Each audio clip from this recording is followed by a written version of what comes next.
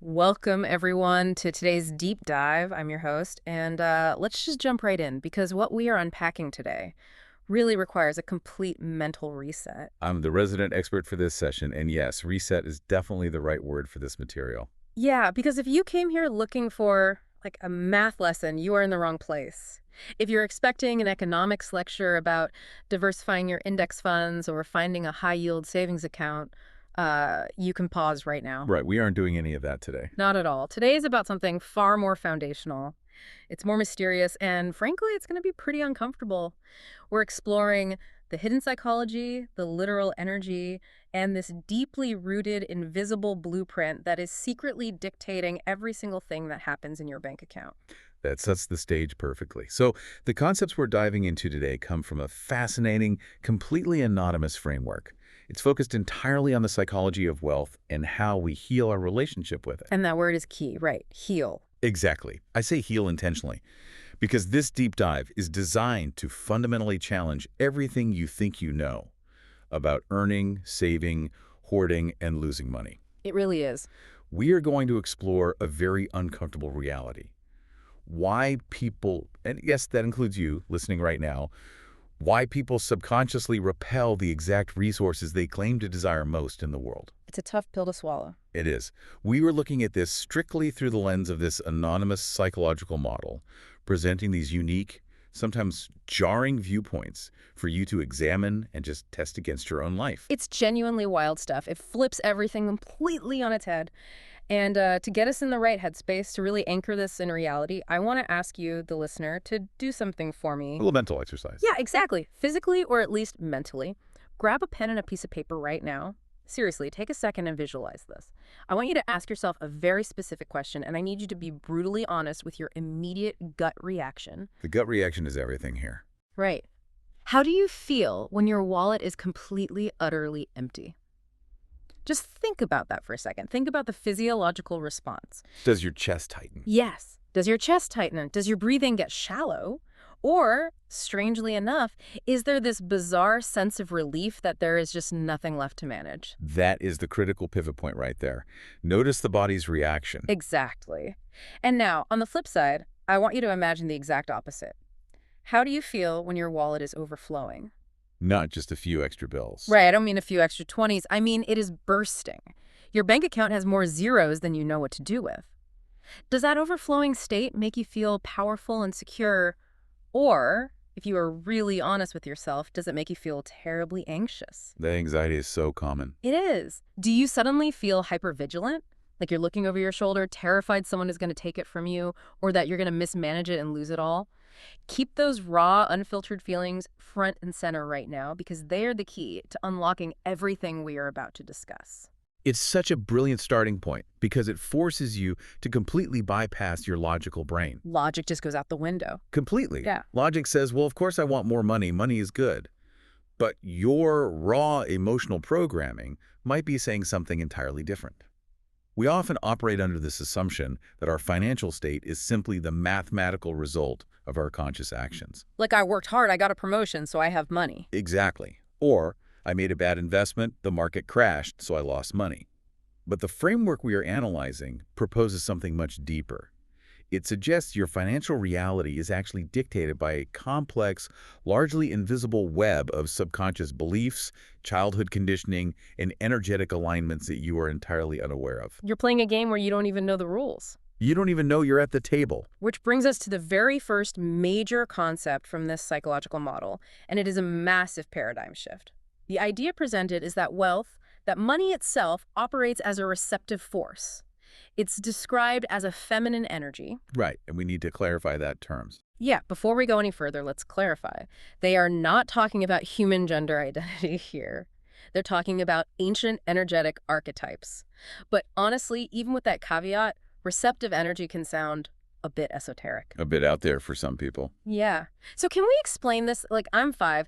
Give me a real-world, non-jargon way to understand what it means for money to be a receptive force. Absolutely.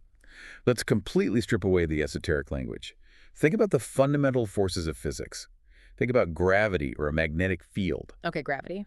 Gravity doesn't go out and hunt for objects to pull in. A planet simply possesses mass.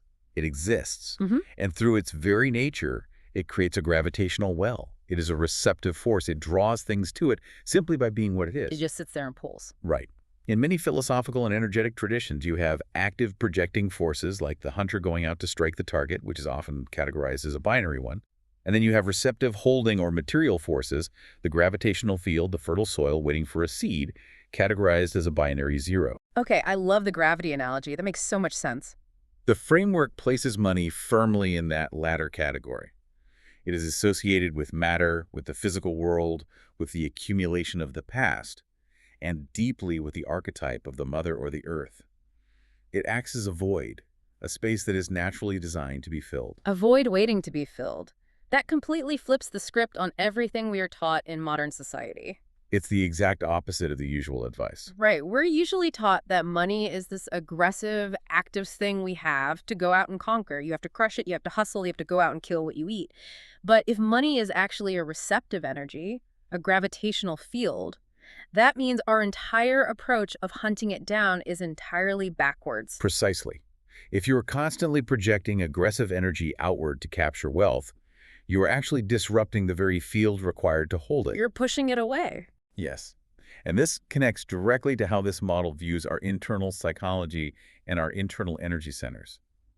The ideas we're exploring draw a very direct, unignorable line between chronic financial struggles and a profound, often hidden discomfort with personal power. Personal power, yeah. Specifically, it links the capacity to hold money to our most foundational centers of stability, our sense of belonging, physical safety, basic survival, and also our center of personal power and individual will. Right, the root of our security. And the argument here is that rejecting money is, more often than not, a subconscious rejection of power itself. It's a fear of what power represents. Let's unpack that because it's huge. Think about the messaging we get from day one. How many times have you, the listener, heard the phrase, power corrupts? Or, money is the root of all evil? It is practically in the water supply. We're inundated with narratives that rich people are inherently bad, greedy, ruthless, or oppressive. Every movie villain is a billionaire. The heroes are usually scrappy underdogs. Always the underdogs. If you have internalized those beliefs, and almost all of us have on some level, you create a massive internal conflict. Add to that any unresolved issues you might have with authority figures in your own life. Perhaps you had an overbearing parent or a tyrannical boss. Someone who abused their power. Right. If you fundamentally associate power with abuse, and if you secretly fear what you yourself might become if you had true, unbridled power, your subconscious mind steps in to save you. It acts as a protective mechanism. Exactly. Your subconscious will actively, methodically block financial flow. Because as well as power corrupts, and money is power, then I must avoid money to remain a good person. So you keep yourself broke. You keep yourself poor or at least financially stressed so you never run the risk of becoming the bad guy you so deeply fear. Wow. So keeping your bank account empty or constantly hovering just above zero is essentially a defense mechanism. It's a way to keep yourself feeling morally pure and safe from your own potential darker instincts. That is heavy. It completely reframes financial self-sabotage. It really does. And it leads perfectly into another incredible analogy from this framework about chasing versus attracting. It says that chasing after wealth is like relentlessly pursuing a romantic partner who has already shown they are not interested. It's the perfect analogy for what we were just discussing about gravity versus hunting. Right. Think about that dynamic.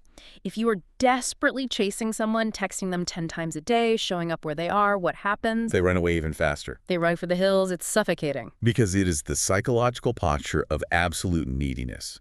And neediness operates on a very specific, highly repulsive frequency. It is the frequency of lack. The frequency of lack. When you chase money desperately, when you go into a job interview, vibrating with anxiety because you need the job to pay rent, or when you launch a business from a place of sheer panic, you are constantly broadcasting a signal. And everyone can feel it. They can. That signal is, I don't have this, I lack this, I am empty, I am desperate. And according to the psychological and energetic principles outlined in this model, that frequency of desperation fundamentally repels the very thing you are trying to acquire. Because it disrupts the gravity? Exactly. Wealth, functioning as a receptive, holding energy, flows toward a space that is already prepared for it. It seeks an environment of calm, grounded confidence. It is attracted to a space that can hold it without that desperate, clinging, suffocating pursuit. Okay, let's really dig into this idea of being prepared for it, of creating that calm space, because that is where the rubber meets the road. And it transitions us into analyzing the starter culture of our financial lives. This is a vital diagnostic tool. Yeah, remember how I asked you to visualize your reaction to an empty wallet earlier? We are going to do another exercise right now. I want you to trace your memory back as far as you possibly can. I want you to remember the very first time you received your own money. It requires some really deep introspection. Think back to that absolute first encounter. Was it a weekly allowance from your father? Was it a crisp bill inside a birthday card from a grandmother? Or maybe just a dirty coin you found on the sidewalk. Right, and you claimed it as your own. Try to remember how old you were, and most importantly, what was the visceral emotion attached to that moment of receiving, and what did you immediately, instinctively do with it? The analogy used here is brilliant. It compares this first encounter to a starter culture, like yeast or a bacterial culture used in fermentation. Think about how you make yogurt or sourdough bread. You start with a massive vat of neutral material. Right, flour and water or milk. And if you introduce a specific type of microscopic yeast or bacteria into that vat, it dictates the entire future of that material. Just a tiny, seemingly insignificant drop determines whether that milk turns into delicious yogurt, a sharp cheese, or if it just spoils and rots entirely. It programs the outcome. Exactly. The model argues that the emotions, the anxieties, and the actions surrounding your very first financial encounter act as that microscopic starter culture for your entire adult financial operating system. It permanently alters your neural pathways regarding value. What is truly fascinating here is when we start to break down the sheer variety of childhood reactions and see how perfectly, almost eerily, they mirror adult financial dysfunction. Oh, the archetypes are so recognizable. Let's analyze a few of them from this model. Consider the child who receives that first dollar and immediately hides it in fear. They don't want anyone to see it. They tuck it under a mattress or bury it in a drawer. They treat it like contraband. Yes. Yes! They are terrified an older sibling will steal it, or that their parents will take it back for quote-unquote safekeeping. Oh, man, and if that was you, you have to ask yourself right now. Are you the adult who obsessively hoards every single penny? Are you the person who has a very comfortable savings account, maybe even a robust retirement fund, but you still live in a constant, paralyzing state of financial anxiety? You're terrified of investing. Terrified because the market might dip. You're terrified of spending money on a nice dinner for yourself because it feels wasteful. You are still that little kid hiding the dollar under the mattress, fundamentally believing that money is something to be guarded against imminent loss rather than a tool to be utilized. Exactly. The amount of money has grown, but the psychological starter culture remains identical. Now, consider a completely different reaction. Did you take that first allowance, run straight to the corner store, and spend every last cent on candy, seeking a massive, immediate, but fleeting moment of joy? The sugar rush approach to finance. Precisely. If that was your starter culture, this model suggests you might currently be the adult who simply cannot hold on to a paycheck. The moment the direct deposit hits your account, it literally burns a hole in your pocket. You just have to get rid of it. You experience a deep psychological discomfort when there is surplus capital in your possession. You immediately exchange it for temporary comforts. The newest smartphone, a flashy car lease, an expensive vacation. Anything to empty the account. Because the act of simply holding wealth, of letting it sit and build gravity, feels entirely unfamiliar and overwhelmingly uncomfortable. You have to purge it to feel normal. Here is where it gets really interesting and honestly a little heartbreaking. What if you took that first bit of money and you immediately gave it to your parents? This is a very common one. Maybe you did it out of a deep sense of obligation, or maybe you saw them stressing over bills and you just wanted to fix it. Or perhaps you felt you had to somehow earn their love and approval by handing over the one thing of value you actually possessed. The analysis points out that this child very often grows up into a chronic people pleaser. A financial martyr. Yes, the financial martyr. They are the adult who overlends to friends, knowing they're never going to get paid back. They are the one who constantly insists on paying the tab for everyone at dinner, even when they definitely can't afford it. They perpetually stay in debt. Always, because their subconscious starter culture taught them that their resources do not actually belong to them. They belong to everyone else first. And keeping money for oneself is an act of sheer selfishness. That ingrained sense of unworthiness is incredibly difficult to shake. And this brings us to an even more dramatic example of childhood conditioning. A scenario we can call the broken piggy bank trauma. This one is rough. The framework details a very striking, anonymous, personal anecdote to illustrate this. A child had diligently saved their small allowance in a ceramic piggy bank for months, Doing everything right. doing everything society says is right. They were delaying gratification, they were accumulating, they were building their little reserve. But one day, a friend of the child's mother came over to the house in a state of desperation, needing immediate financial help. And the mother wants to look good. Right. The mother, wanting to be perceived as generous and helpful but lacking the funds of her own, went into the child's room, broke open the ceramic piggy bank, and gave the child's hard-earned savings to the friend.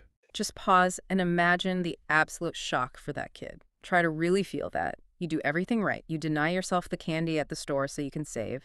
You build your little fortress of security. And then, boom, It's all gone in a second. the person you trust most in the world, the ultimate authority figure, literally shatters your safe and gives your treasure away to a total stranger. The betrayal is just staggering. The long-term psychological damage of an event like this cannot be overstated. When we unpack this through the lens of the psychological model, we see that the child doesn't just lose a few dollars. They internalize a profound, deeply damaging subconscious belief. A new rule for the world. Yes. They learn that accumulating resources is inherently dangerous because no matter how hard I work, no matter how much I save, eventually someone stronger, bigger, or more authoritative will simply come and take it away from me. My boundaries mean absolutely nothing. So play that out. What does that mean for the adult version of that devastated child? It means they will purposefully, though entirely subconsciously, make sure their bank account stays at zero. It's the only way they feel safe. Because if you have nothing, there is nothing left to be stolen. There is no piggy bank left to shatter. You completely avoid the agonizing pain of future loss by ensuring you never have anything to lose in the first place. You become a master of self-sabotage just to protect your inner child from being robbed again. It is a profound, tragic irony.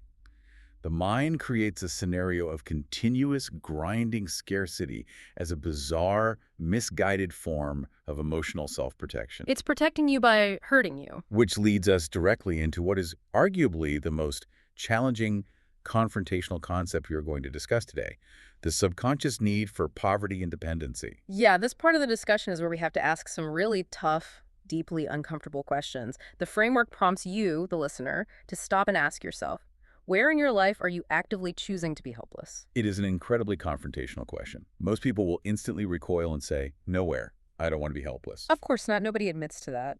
But we have to explore the concept of the secondary gains of poverty. It sounds completely counterintuitive on the surface. Who in their right mind would want to gain anything from poverty and stress? But the subconscious mind doesn't operate on logic. It operates on survival and emotional regulation. It wants to feel secure, whatever that means to it. For some individuals, being financially dependent, being perpetually in crisis, is a highly effective, guaranteed strategy to ensure they are cared for, noticed, and receive attention. The model gives a fantastic example of this. Think about children who are intensely overparented, the kids who are given absolute everything without ever having to struggle, work, or face consequences. The parents mean well, usually. Right. The parents, likely operating out of their own trauma and wanting to spare their kids the hardships they themselves faced, essentially snowplowed every single obstacle out of the way. They never let the kid fail. They never let the kid figure out how to climb out of a hole on their own. And the tragic result of that well-intentioned overparenting is that these children grow up fundamentally weak. They lack the psychological resilience and the emotional muscle required to survive and thrive on their own in the adult world. They just don't have the reps. They don't. They become entirely dependent on their parents well into adulthood, or they transfer that dependency onto a spouse, a partner, or even the state. The comfort of helplessness becomes their entire operating system. They know exactly how to be the victim. They know how to be rescued. Now, imagine if that person suddenly became wealthy and fiercely independent. What would happen? They would lose their entire identity. They would lose the coddling. They would lose the protective safety net. They would lose the constant attention of being the one who constantly needs help. Exactly. So their subconscious mind assesses the threat of independence and actively sabotages their financial growth to maintain their role as the cared-for child. It's self-preservation. They will make terrible investments, they will get fired from good jobs, they will overspend, all to ensure they remain safely in the nest of dependency. It is the terrifying fear of outgrowing the people who take care of you. And speaking of family dynamics, this leads into another massive limitation we need to talk about: how guilt and familial loyalty cap our success. This is huge. It's a largely unspoken burden for so many people. If your parents struggled their entire lives, if they worked 3 jobs, wore their bodies down, and still barely made ends meet, suddenly becoming a multimillionaire can feel like a profound betrayal of their legacy. That type of tribal familial loyalty can be incredibly limiting. If you massively out-earn your parents, you are stepping completely outside the tribal norm. You are entering a world they don't understand. You become an outsider. The subconscious fear is that they will judge you, that they will resent you, or worst of all, that you will no longer truly belong to them. You won't be one of us anymore. The psychological model also deeply examines the dynamic of conditional receiving within families. Conditional receiving. Yes. Did you learn as a child that you only get resources, whether that's money, attention, or love, by kissing the ring, by begging, or by demonstrating just how much you are suffering? Oh man, the belief that I have to suffer to be worthy. If things are easy, I just don't deserve it. Precisely. If that is your ingrained foundational programming, you will constantly, compulsively recreate scenarios of extreme suffering, exhausting struggle, and agonizing financial hardship just so you can feel justified and worthy of receiving a simple paycheck. The struggle becomes the currency. If money came easily, if a business venture succeeded without almost killing you with stress, it would violate your core subconscious belief system about how the universe actually works. Okay, I want to pause here because we need to talk about the most extreme example of this subconscious sabotage mentioned in the framework. This specific story really threw me, and I want to push back on it a bit. It's a controversial one. It really is. It's the story of an anonymous individual who had built up a very successful, stable real estate portfolio. They were wealthy, they were doing great, but then, seemingly out of nowhere, they decide to become a guarantor on a highly risky, terrible loan for a friend. A completely illogical move. Right. Predictably, the friend defaults, the loan goes bad, the bank comes calling, and this person loses all their properties to foreclosure. It is a total catastrophic financial collapse. Yes. On the surface, if you read that in the news, it looks like a tragic tale of misplaced trust, a momentary lapse in judgment, and incredibly bad luck. The person looks like a complete victim of circumstance. Right. And here is where I struggle, and where I think a lot of listeners might struggle too. The twist in the analysis is that this massive financial failure wasn't bad luck at all. The analysis claims it was a highly effective, deeply subconscious strategy. A strategy for escape. Exactly, because it turns out this person was in a miserable, suffocating, deeply unhappy marriage, but they felt too guilty, too bound by religious or familial duty to simply stand up and file for divorce. That is the core of the analysis, yes. But hold on, that borders on victim blaming, doesn't it? Are we really sitting here saying that every single bad investment, every market crash, every betrayal by a friend is actually intentional self-sabotage? What about just plain bad luck? What about macroeconomic factors? If I buy a house and the housing market collapses globally, did my subconscious do that to get me out of a bad relationship? It is a completely fair reaction, and it is exactly what I thought when I first reviewed this framework. It definitely feels confrontational. We are not saying that macroeconomic factors don't exist or that random acts of misfortune never happen. Okay. What the model is highlighting is the pattern of choices leading up to the vulnerability. Why did this highly experienced real estate investors suddenly choose to co-sign a loan they logically knew was toxic? They had to know it was a bad idea. They definitely knew. The model suggests that when we are consciously trapped, when our conscious mind refuses to act on a necessary change because of fear or guilt, the subconscious mind will find a backdoor exit. It will engineer a crisis. So the financial collapse was the necessary earthquake. Exactly. By losing the real estate and going entirely bankrupt, the individual completely destabilized their life. The overwhelming stress, the shame, and the chaos of the bankruptcy ultimately broke the marriage apart. The pressure just blew the whole thing up. The financial loss was the blunt instrument the subconscious used to hit the reset button. It allowed the person to escape the marriage without ever having to take the conscious responsibility of being the bad guy who walked away. They get to say, the bankruptcy ruined our marriage, rather than, I wanted a divorce. That is wild. They sacrificed an entire business empire to buy their freedom without their conscious mind ever realizing what was happening. And the challenge for you, the listener right now, is to look back at your own past, look at your own major financial losses, your terrible investments, the jobs you were inexplicably fired from. Look for the hidden motive. Yes, instead of viewing yourself purely as a victim of a bad economy or a toxic boss, ask yourself a terrifying question. Was that loss actually a subconscious protective act of self-sabotage? What reality was that failure allowing you to escape? It shifts the entire paradigm. It moves you from a state of helpless victimhood to taking absolute, radical ownership of your hidden motives. And once you begin to clear away those hidden motives, you are forced to look at your actual practical capacity to hold wealth. Your container. You might clear the trauma, but do you have the container? This brings us to a truly fascinating, deeply revealing thought experiment detailed in the analysis. Yes, the 1 million a day capacity test. I absolutely love this, and we're going to spend some real time on it. Listeners, wherever you are driving, doing dishes, walking the dog, I want you to play along with this mental exercise in real time. It's harder than it sounds. It really is. The scenario is this. Imagine that today, right now, you are handed 1 million units of your local currency. Cash in your account, legally yours, ready to go. But there is a massive catch. The cash is everything. You must spend it, allocate it, or utilize it completely by the end of the day. You cannot just put it in a broad index fund and forget about it. You have to direct it. If you don't use it, you lose whatever is left. It vanishes at midnight. Right. And if you successfully allocate the entire million, tomorrow morning, you wake up and get another million. And this repeats every single day for 30 days. 30 million in 30 days, but you have to actively manage a million every 24 hours. It seems like the ultimate dream scenario, doesn't it? If you ask anyone on the street, they will smile and say, "Sign me up, I'll take that problem." Oh yeah, everyone thinks they can handle it. But let us deeply analyze the typical psychological progression the framework observes when people actually try to write this out. Let's look at day one. Day one is easy. It's a blast. The money hits the account and you immediately pay off your mortgage. You wipe out all the credit card debt, the student loans. Maybe you buy that car you've been eyeing and you set up robust college funds for your kids. Boom, $1 million gone. You feel light as a feather.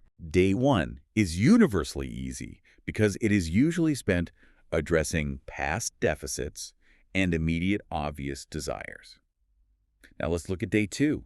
Another million arrives. Might still be fun. You buy a beautiful vacation home in the mountains or by the beach. You secure some angel investments in a friend's startup. You buy luxury watches. Day three arrives. Another million. Okay, now you're buying a house for your parents. You're booking a month-long first-class trip around the world.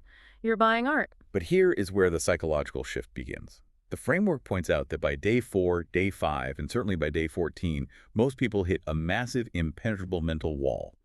The dream turns into a grueling administrative nightmare. Walk me through day 14. What is actually happening in the person's head? By day 14, you have already spent $13 million. You have every house, every car, every trip you could possibly want. Your family is totally taken care of. And now you wake up, pour your coffee, and you have to figure out how to intelligently, purposefully deploy another $1 million before midnight. You literally run out of ideas. The joy evaporates, replaced by a profound sense of anxiety, burden, and overwhelming pressure. You start dreading the arrival of the money. It becomes a chore. You are begging for it to stop. Precisely. And that intense anxiety reveals a fundamental energetic issue, the problem of no space. The analysis uses a brilliant physical analogy to explain this energetic concept of capacity. I love this analogy. Imagine you suddenly have all the money in the world and you decide to order the most exquisite, custom-made, brand-new luxury furniture from Italy. It's gorgeous. Yeah. But your actual house is completely packed, floor to ceiling, with old, broken, decaying junk. You're a hoarder, basically. The delivery trucks pull up your front door. The workers unload this beautiful furniture, but they literally cannot bring it inside. There's no physical space for it to exist. They have to leave it on the lawn where it gets ruined. You have to clear out the junk first. You have to create the vacuum. You have to build the container. And the model connects this directly to our financial capacity. If you do not have a massive, expansive vision for your life, if you do not have a scalable business idea, a complex investment thesis, or a well-structured philanthropic foundation already planned out in your mind, the energy of wealth simply cannot enter your life. It bounces right off. It bounces off you because there's nowhere for it to land. Exactly. Your capacity dictates your reality. If your internal vision for your life only requires $50,000 a year to be comfortable, then that is the absolute maximum capacity your internal house can hold. If the universe or the market tried to suddenly give you $10 million, It would overwhelm and short-circuit your system. It would fry the You circuits. haven't built the mental or energetic infrastructure to manage it, route it, protect it, or utilize it. It would destroy you. Which leads to a very common, very revealing trap that people fall into during this exact thought experiment. I've seen this happen. When faced with the agonizing pressure of having to spend $1 million on day 5 or day 6, when they hit that wall, a lot of people immediately default to, oh, well, I'll just give it all away to my poor relatives. I'll pay off my sister's debt. I'll buy my cousin a house. I'll just donate it all to charity. Yes. The framework identifies this as the premature charity trap. Now, we have to tread carefully here because the perspective provided is highly controversial, but it is profoundly insightful. Right. Charity is supposed to be good. Society conditions us to believe that immediate selfless charity is the ultimate moral good. But the psychological model argues that trying to mentally give away wealth that hasn't even fully arrived yet, or giving it away simply because you are terrified of the pressure of holding it, sends a disastrous signal. A signal to the universe. It signals to your subconscious and to the energetic field we discussed earlier that you do not actually want it, you do not feel worthy of it, and you cannot handle it.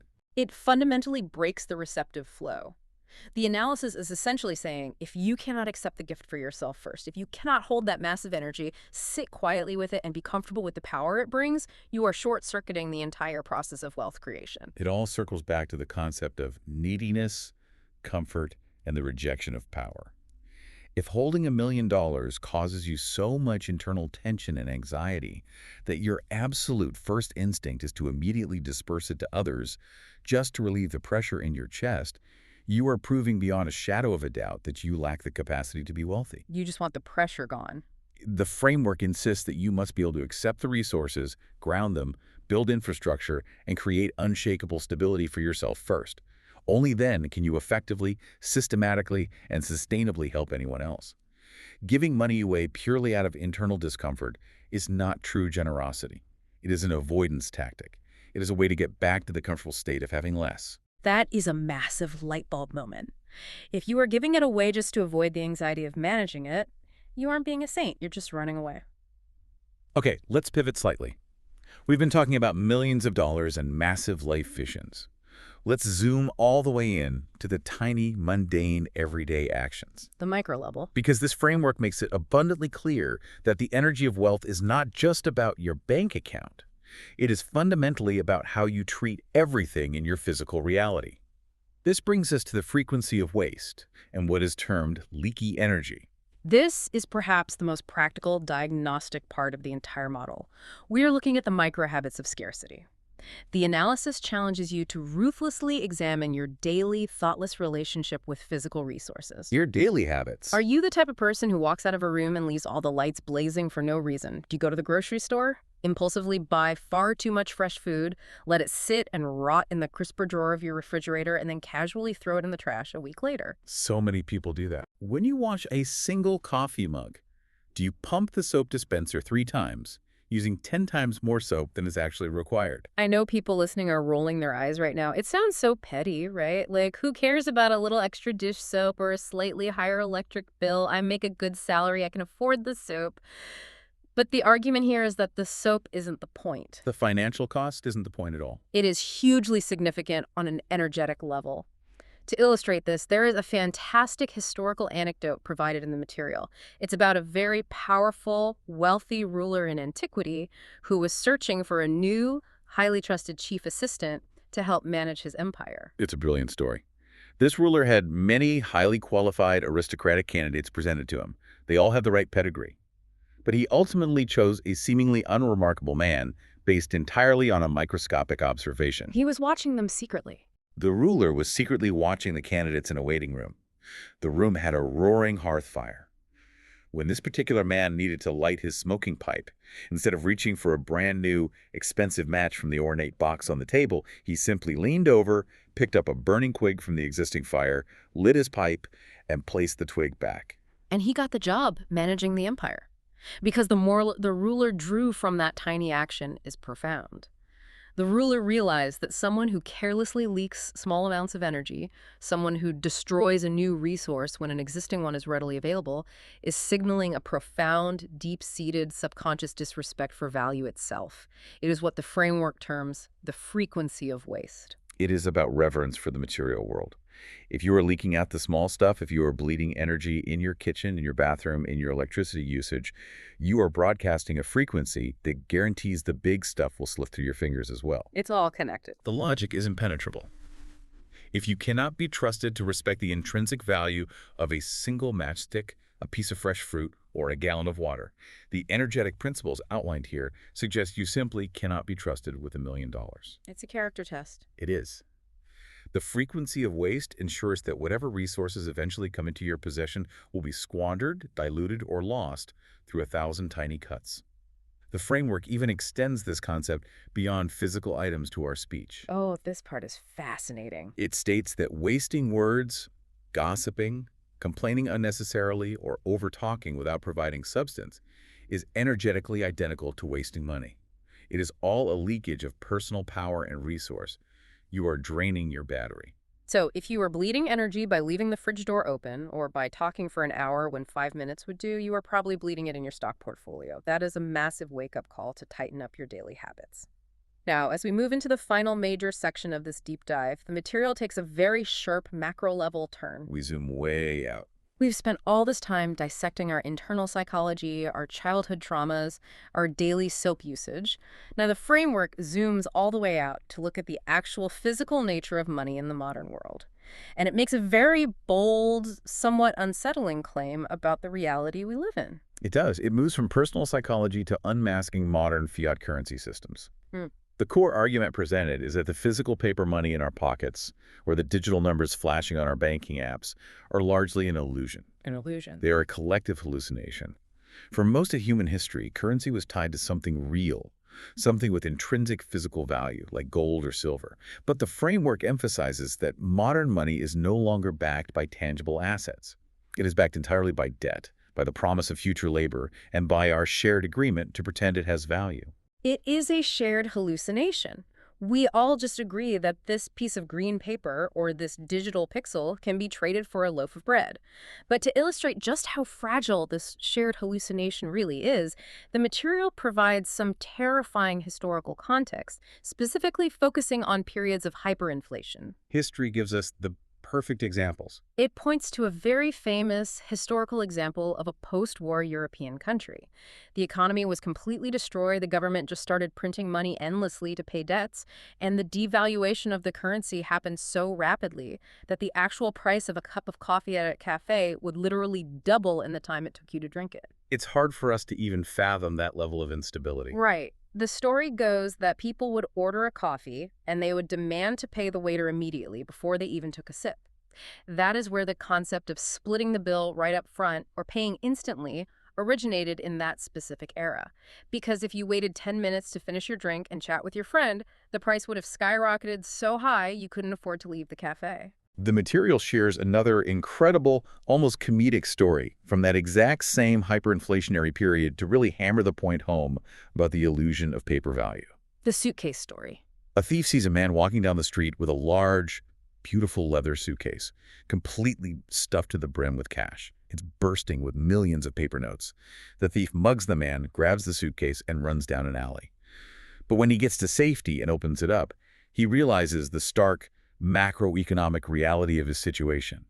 He stops, he dumps millions of dollars of cash directly into the gutter, and he runs off with just the empty leather suitcase. Because the physical leather, the brass hinges, the actual craftsmanship of the suitcase was worth exponentially more than the millions of paper bills inside. The paper was worthless. The container had the value. That is the ultimate mind-bending illustration of the illusion we are dealing with. But how does this tie back to everything we just talked about? How does macroeconomic hyperinflation connect to my childhood piggy bank trauma? It is the ultimate synthesis of the model. What is fascinating here is how the framework uses this macroeconomic reality to brutally challenge our personal obsession with wealth symbols and status. Because fiat currency is debt-based and inflationary, it constantly triggers our primal survival fears. We're always running on a treadmill. The system itself is designed to make you feel like you never have enough, which perfectly exploits the childhood traumas we discussed. It forces us to ask a vital question. In this game of illusions, who really owns the wealth? Yeah, think about modern culture. We are utterly obsessed with status symbols. The luxury cars, the designer clothes covered in logos, the massive houses that are completely empty inside. But the model asks a piercing question. If you buy a $200,000 luxury car, not because you appreciate the engineering, but purely to prove to other people on the highway that you are wealthy and important, who is really the boss in that dynamic? Are you the master of your wealth, or are you a complete servant to the car and the fragile image it projects? You are a servant. You are exchanging your life energy to maintain an illusion for strangers. The psychological framework argues that true wealth operators, the individuals who actually understand, command, and respect the receptive energy of money, are almost always entirely invisible. They aren't showing off on social media. They are not the ones flashing labels. They are not desperate for your validation. The analysis even goes so far as to suggest that many of the famous, highly visible corporate figureheads we see, the CEOs on magazine covers, the billionaires constantly in the news, are essentially just highly paid employees, actors, or managers for a much larger, much quieter, invisible system of true capital. They are the front men. They take the heat, they get the fame, but they don't hold the true power. Exactly. True financial freedom, according to this deep psychological model, has absolutely nothing to do with projecting status. Projecting status is usually just a very expensive, very exhausting way to cover up those exact same childhood feelings of inadequacy, powerlessness, and vulnerability we discussed in the first half of the session. It's all a cover-up. Real wealth is entirely about unshakable self-worth. It is about understanding that you are the creator of value. Your mind, your energy, and your capacity are the assets.